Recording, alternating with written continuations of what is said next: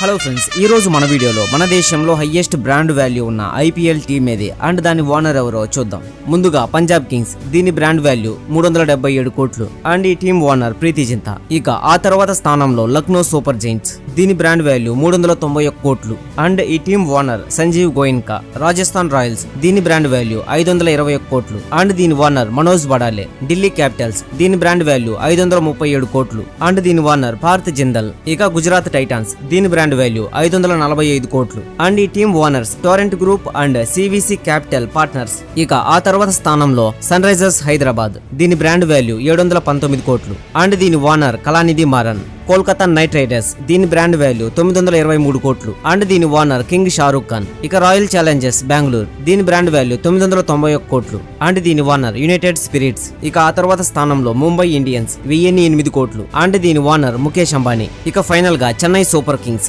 దీని brand value 333 కోట్లు and దీని ఓనర్ ఎన్ శ్రీనివాసన్. సో ఇంతకీ మీ ఫేవరెట్ ఐపీఎల్ టీమ్ ఏది? సో తప్పకుండా కామెంట్ చేయండి.